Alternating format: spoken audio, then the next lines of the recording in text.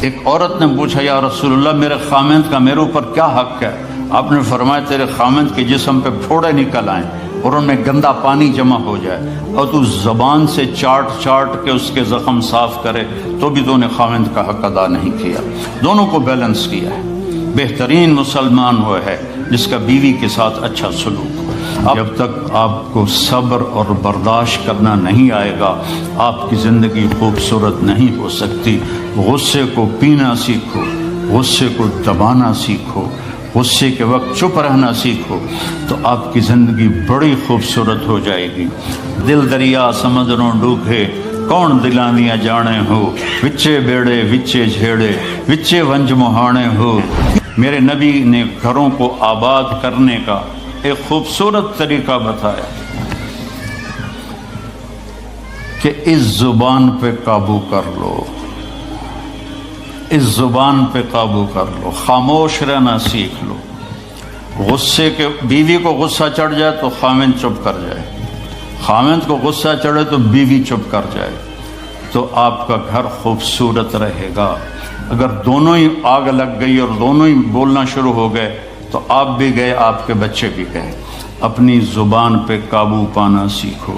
ہماری ایک دھوبن تھی ماسی شریفہ، فوت ہوگی بیچاری، وہ تھی بڑی لڑاکی، چھوٹے قادی آئے تھے، چنگا شرلی پٹاخہ ہے، تو وہ آئی میری بہن کے پاس، کہتی بی بی میری نوواں میرے نال بڑا لڑدیاں، لڑتی آپ تھی، میری نوواں میرے نال بڑا لڑدیاں، میں نے کوئی تویز دے کہ ساریاں میریاں نوکر بن جانا۔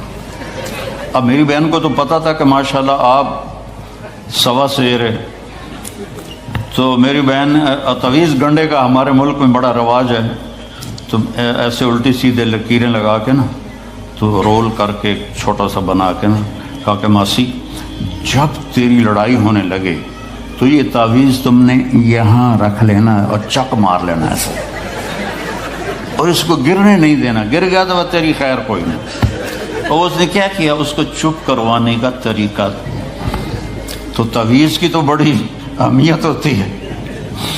تو ایک ہفتے کے بعد آ گئی، بی بی تو بڑا چنگا تعویذ دیتا، ساری لڑائی ختم ہو گئی کیونکہ ماسی شریفہ چپ ہو گئی۔ تو یہ سب ان عورتوں کو بھی تعویذ دیتا ہوں، ماسی شریفہ والا آپ کو بھی دیتا ہوں۔ ماسی شریفہ والا تعویذ لے لو، آپ کی زندگی بڑی خوشحال ہو جائے گی۔ اللہ کی قسم، جھک جانے میں جو عزت ہے وہ سر اٹھانے میں نہیں ہے، چپ رہنے میں جو سکون ہے وہ جواب دینے میں نہیں ہے۔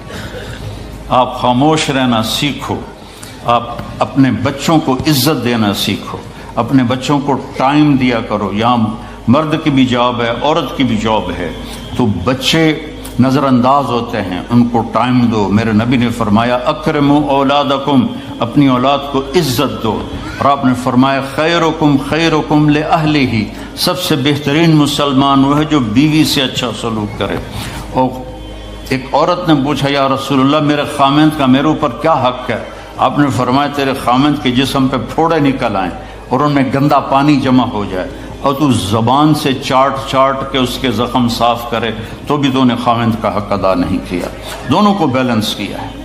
بہترین مسلمان وہ ہے جس کا بیوی کے ساتھ اچھا سلوک ہو۔ آپ نے 11 شادیاں کی، یہ شوق کی نہیں تھیں، یہ اللہ کے حکم کی تھیں اور ہمیں زندگی سمجھانے کے لیے تھیں کہ آپ یہاں رہو یا کہیں اور جگہ رہو، جب تک آپ کو صبر اور برداشت کرنا نہیں آئے گا آپ کی زندگی خوبصورت نہیں ہو سکتی۔